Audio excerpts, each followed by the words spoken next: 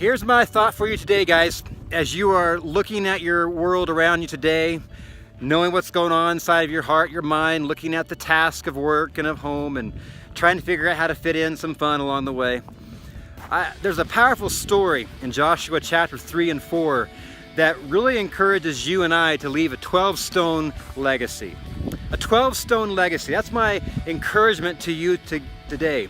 One thing that sticks out to me there is that God is going to do a powerful work as He's sending the Israelites across the Jordan into the land to take possession.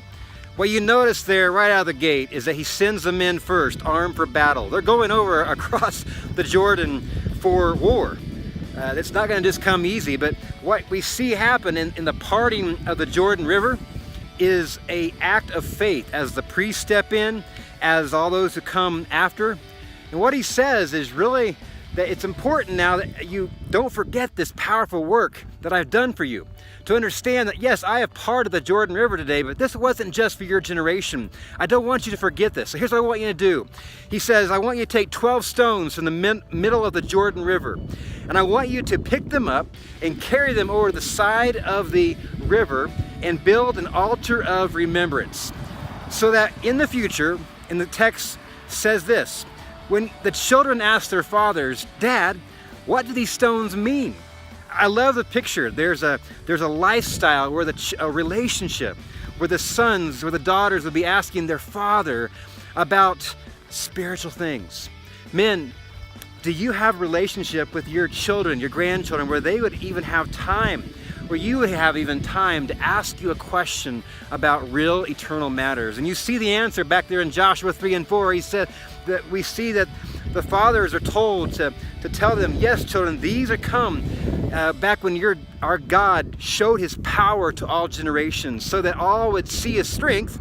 Even the pagan kings saw the power of God, but then also that the children of Israel would fear God and that they would always fear Him.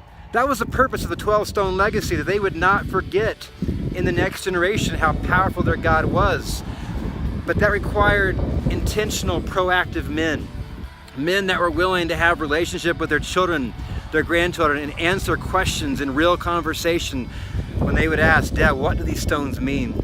Guys, today I would encourage you to intentionally notice the stones in your life. What are your 12 stones? By God's grace, I have 12 stones of children, 12 amazing living stones that God's blessed me with, 6 daughters and 6 sons. And maybe you've got 12 children, but I know that God's not calling all of us to have those kind of stones. Every day in our life, God is wanting to demonstrate His power to us so that we would fear Him and then cast that vision to the next generation.